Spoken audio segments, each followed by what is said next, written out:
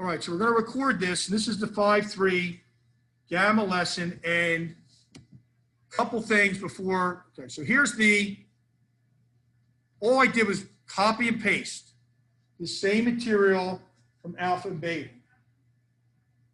Okay, but then somebody asked me, second period, well, are we going to have to memorize this? So I went here. This is the formula sheet. This is in Canvas. You will get the formula sheet during the AP test.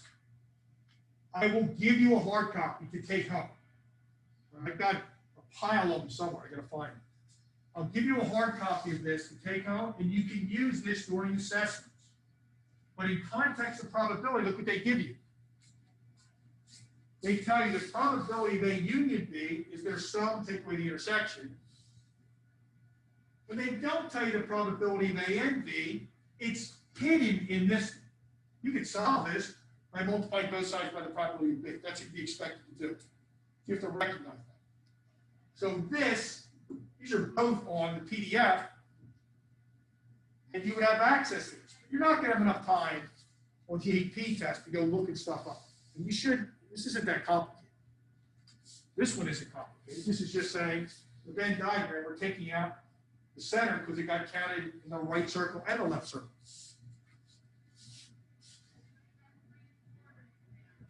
So the probability of A intersect B is the probability of A times the probability of B given that A happened. So this is the symbol we change the set notation. This vertical line segment means given. Events are independent. Independent events are a subset of AND problems. Mutually exclusive events are a subset of OR problems. And you will see what that means when we do the questions from the exercise. So the probability of A intersect B, if they're independent, is just this product. But they have to be independent events. So we made up this example the other day, which is user-friendly. And I said if the numbers are in proportion, we said 1 to 2, 3 to something, that somebody, no name, some junior, figured out what that missing number was. So they have to be in proportion. We look at this and we say, okay, 3, which is complement of A and B. So I take the sum of the row 4 times the sum of the column 9. That's 36 divided by 12 is 3. So those things are independent. But the definition is this. So how can we do that? If you wanted to go by the definition, I would say, all right, the probability of A given B is the probability of A. That's the same thing as this. See how A is sandwiched between the B's? Here, B is sandwiched between the A's. So I can see, to me, it's way more user-friendly to do this with the row times the column, and it's 100% accepted by College Board to identify if they're independent. But here's the definition, ready? What is the probability from this data of A given B happening? So here's A, right? Here's the A, 3 times. A with B, A with not B. A given B happened. So A given B happened, A yes, B yes would be 1/4. Equals the probability of A. A is 3, success over total 3/12. They're the same, they're independent. Okay? So you can do it this way, which is more by the definition of the book. It's just historically been more confusing for students to do this method than just do this right here. So I'm saying, ready? Row 1, column 1. What this means? You would have the sum row 1 times the column. The sum of column 1 divided by the total. And if that's the value in there, then they're independent. You good? Have a happy Halloween. Yes, and let's have a win today. All right. That's all it takes? All right. Now, I go back to 5-2. 5-2 is an OR problem. It's A union B. And that's what you're trying to get your mind around. Like, is this question asking for the intersection of events or the union of events? Sorry. So you got this. This was literally what's on the formula sheet. A or B, Venn diagram, their sum, take away where the overlap is. Well, if events are mutually exclusive, they can't happen together. In the Venn diagram, the circles don't intersect. Then this thing would be a 0. You would just get these two. In the two-way table, the end part, the intersection would be a 0. That's how you know they're mutually exclusive. So you need to keep straight that mutually exclusive is a subset of union products. And independent is a subset of intersection products. Because you'll get these questions from College Board that'll say, what are these events? Mutually exclusive and independent? Neither. Mutually exclusive and not independent, independent, not mutually exclusive. Where when you read it, it's like overwhelming. And then you think, wait a minute, back up. What kind of question is this? That's going to eliminate half of the possibilities. And if I have a two-way table, it isn't difficult to answer. But if you try and answer that question without building a table, it will be time. Right. So you're going to go here. And this question, the first question is really helpful. We'll try and make the second question helpful also. 97 and 99. Ready for number 97 on page 352.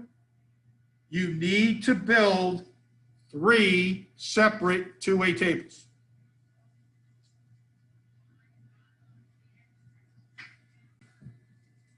All right, so for 97, we have eye color. And then it says build a two-way table, and they just give you the sums. Okay? So how can you build a two-way table where these events were mutually exclusive? Boys and blue eyes. So a Venn diagram for boys and blue eyes that was mutually exclusive would look like this. Male, blue eyes. The two-way table, their intersections is 0. Now, I didn't fill in the other cells, but you would have to put numbers in there. So this would have to be a 10, yes. You have to add up that total 10. This would have to be a 20. That would have to be a 20. So they wanted you to fill in the whole thing. But what makes it work is putting a 0 in here, which makes them mutually exclusive. Okay? Then part B says, what if they were independent? Well, for them to be independent, the product of the row times the product of the column divided by the total would have to be in this cell. So these cells would be 4 and 6. 16 and 24, and they would give you that sum. There's no other option. That's the way it has to be. Okay? And they're in proportion. 4 to 16, 16 to 24. Then they say neither. Well, for it to be neither, then this can't be a 0. It's got to be a 1. And if this is a 1, then that's a 19. And if this is a 1, that's a 9. So that's a 21. So it would be neither disjoint nor independent. No. but it can't be 0 and it can't be 4. Make sense? Because if 4 would make those two events independent. Something can never be mutually exclusive and interdependent, right? No. They're two separate things. And that's what the textbook's pointing out, saying people cross their wires on this. And I can appreciate that, except that the reason you would cross your wires on that is you wouldn't understand the distinction between whether it's an or question or and question, and which is a subset of which. Okay? So then 99 gives you a two-way table.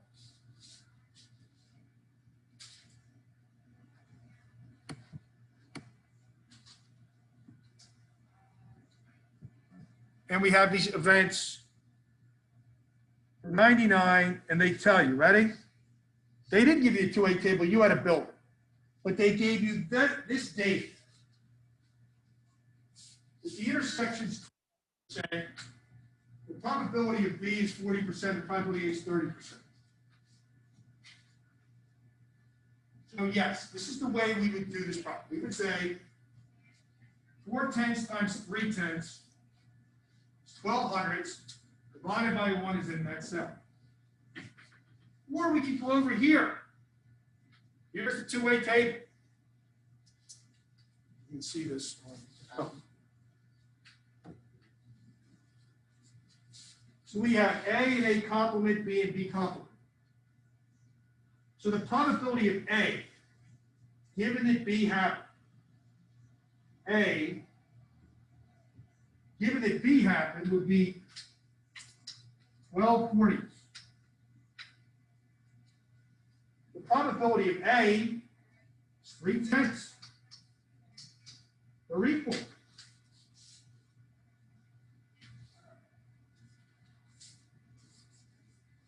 So it's another way of confirming. That's the way they do it in the book. I just think that the two-way table is just something that's going to make more sense to you. There's a way to identify and defend whether something were independent. Okay? So